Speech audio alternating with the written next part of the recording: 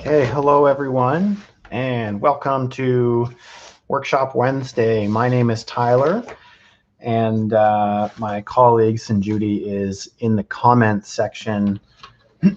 So if you see me drawing and the comments, someone speaking in the comments, that's not me. I'm not ghost. I'm not ghost typing as well.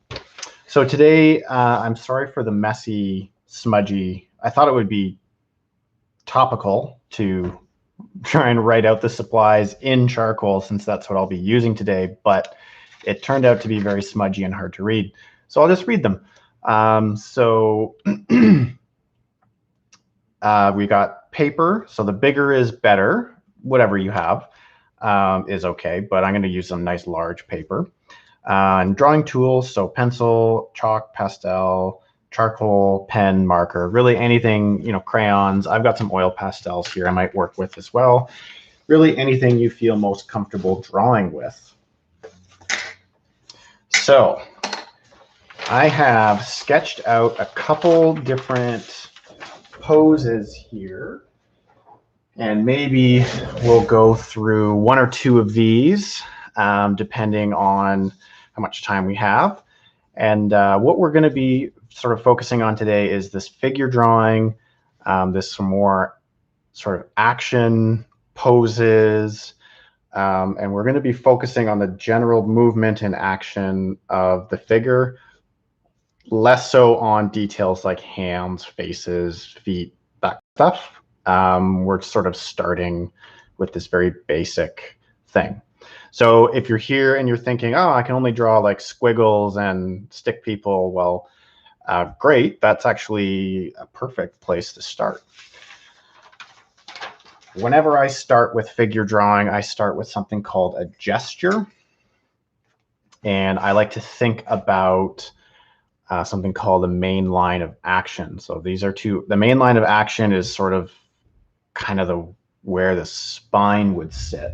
So let's say if we're drawing this person in a sitting pose, my gesture is going to be a really quick squiggle, maybe something kind of like that. Okay, pretty messy. Doesn't really look like a person so far, but what we need is we just need something down, and then we're going to build on top of this. All right, so this is going to be a person sort of sitting and their legs up like this one. It's going to turn into that. All right, now I'm going to start adding on some shapes to sort of give it a little more definition. So the torso shape is going to be kind of like a blobby square thing. And then the hips and waist is going to be kind of like that a little bit. Every body is a little bit different, but I like to start with this kind of thing, and then you can adjust it as you're going. I do like to draw nice little circles here for where the joints might go. I'm just sort of sketching this kind of lightly because if I need to erase or cover something up or do something differently, then I can just, kind of do it over top. The arm over here. And this circle, that's where the elbow is going to go. I've got another arm over here. Even though it's going to be behind these legs, I'm just going to do a quick little light sketch of that. And now I'm going to do the legs. So I'm going to draw a big circle, two big circles where the legs would attach to the torso.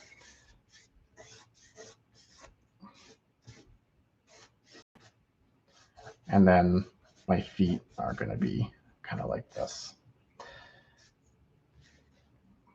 Don't want that. So that was part of the gesture. I don't need it. So I'm going to sort of smudge it out. But it was helpful, right? Like even though I went too big and now I can decide, oh, I want it to be a little more compact. So it's really good for helping you plan stuff out. So now when you've got at this point, you can start to decide, do I want, are my proportions, like, do they look good? Are they correct? And also want to take a look at where we think maybe the spine would travel. So let's say I'm going to use a different color here.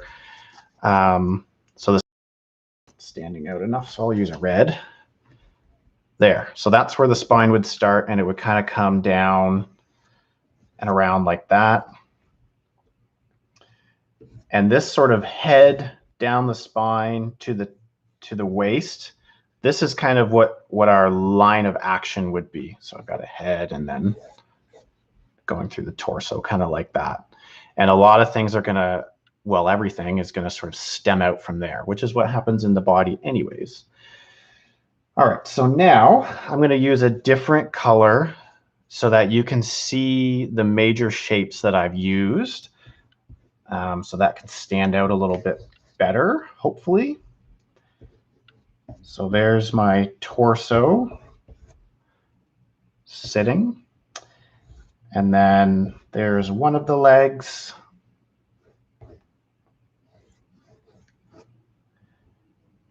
And there's the second leg. It's my feet. This arm back here, and then this arm. Head.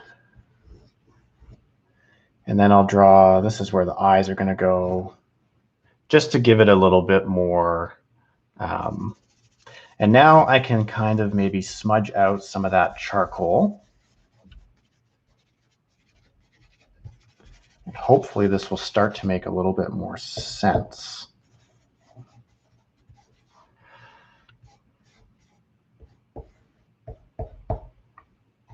Right, so if this elbow, if I feel like, you know, the shoulder is too far out, I can sort of move it in like that and kind of sculpt or adjust some things like that. Okay, so that's a very, very basic construction. I'm going to do another one in a standing pose so that we can see the whole thing sort of spread out. So let's flip our sheet.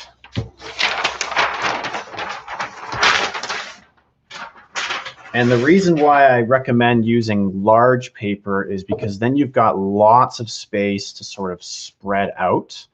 Your shapes can be nice and large.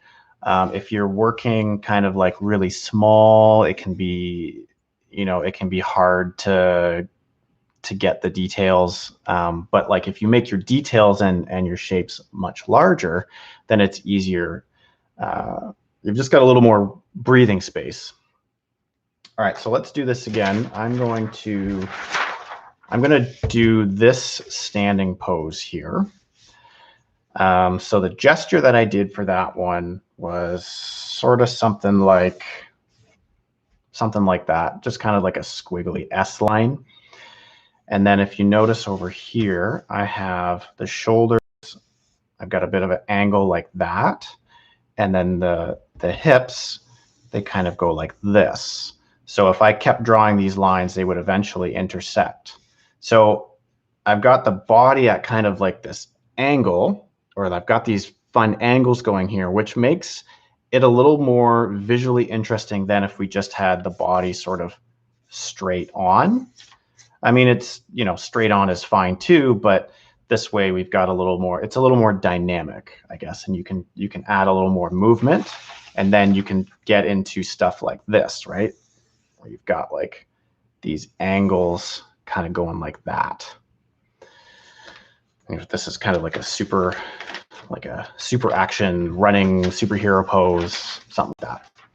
All right, so now, let's see, add a little more sort of squiggles here. Now I'm going to start doing these shapes again. And then this one, the line was kind of like that.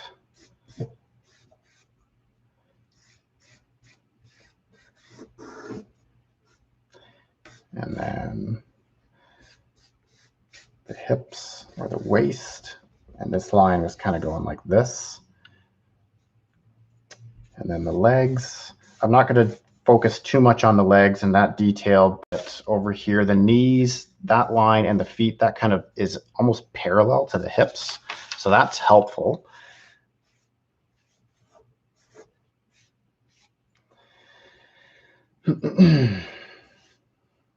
And then sort of the hand on the hips, and then the head. All right. So now I think from where I'm looking, these legs they're quite long, or maybe the torso's a bit too long or something, I'm not sure. Something looks a little bit out of proportion. So you could do a couple of things here. You could either make the head larger to make everything make a bit more sense, or you could shorten a few things. So maybe I'll shorten the knees and put them up here, and shorten the feet so that it's kind of like this.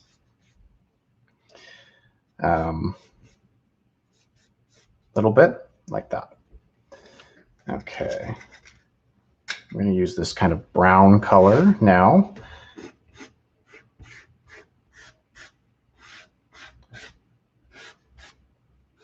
This is a Conte stick. It's similar to charcoal, but it's got a little bit of wax in it. It's still kind of chalky. It's more like chalk, I would say. It's not as crumbly. You can see my hands are already getting really, really dirty from the charcoal. This stuff, it still smudges nice, but it doesn't smudge all the way out. So it's a little more permanent. Okay, so there's my shoulders.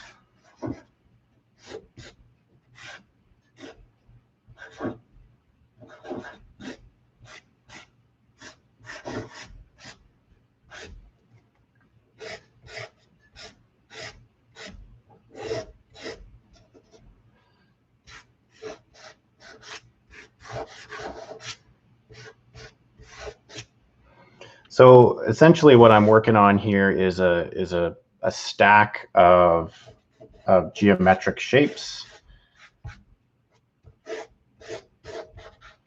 starting with that, that gesture. You can still see it there. Again, the gesture isn't used in the final picture in any way, but it's the framework that really helps us put things in the right spot. Now, once you've got this here, you can start to add some shading. So let's pretend I've got a light source coming this way. So I've got a sun up here, and I want to do my shadows on this side. So I'll start to shade. I'm just using the side, and maybe I'll smudge it out a bit with my fingers.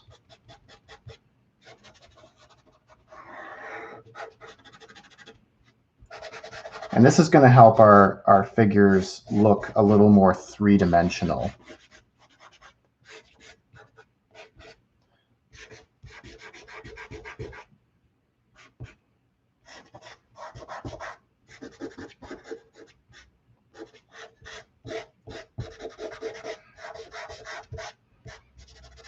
Okay. So once you've got this, now you can start even adding more details. So I'm going to switch colors again. I'm going to go back to black here. This is another piece of Conte, similar to charcoal. Now you can sort of start to add contour, or like the outline shape. And I'm going to kind of cut away some stuff that I don't want.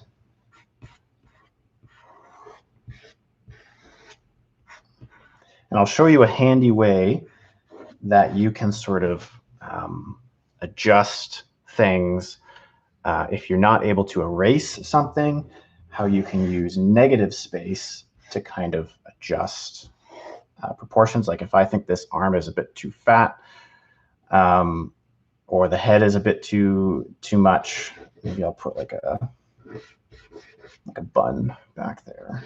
Yeah. Okay, so I'm going to lay down some dark here, and I'm going to start cutting in little bits here and there, and just sort of cover up.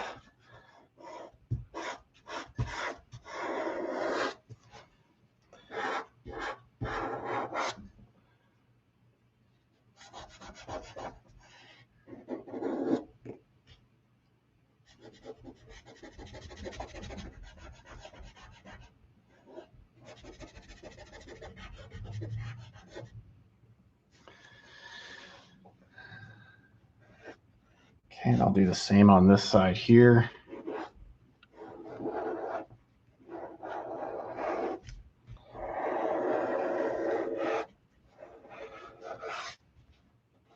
If my hand is too low, no problem. I'll just cover that up. And then draw a new one in a little bit higher.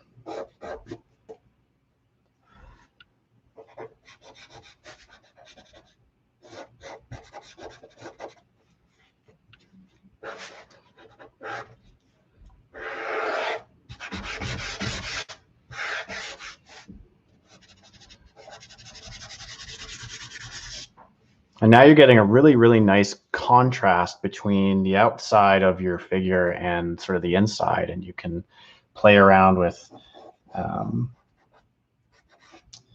a lot of that. Like if I want this to go in more, if I want it to go out more, I can draw that back in, that kind of thing. Ooh. And then once you've got this, maybe you want to start adding some, some clothes or some details or something like that.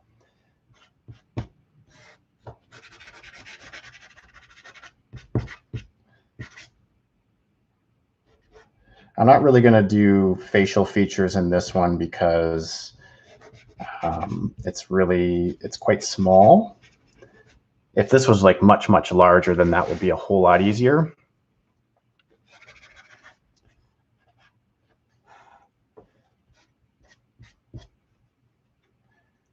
Put some pants on.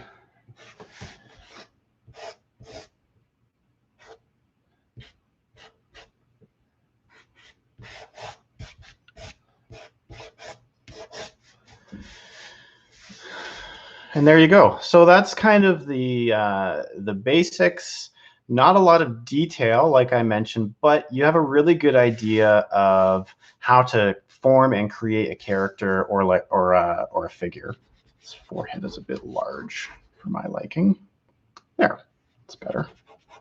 I mean, there's nothing wrong with a large forehead, but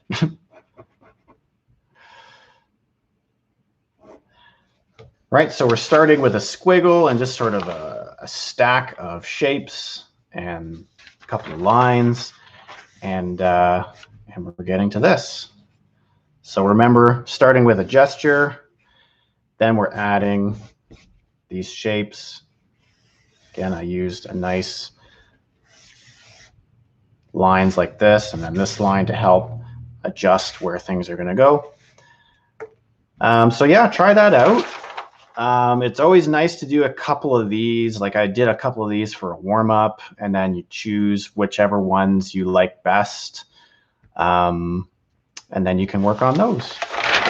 Thanks for joining us, folks. And again, my name's Tyler. It's been a pleasure, and hopefully we will see you next week.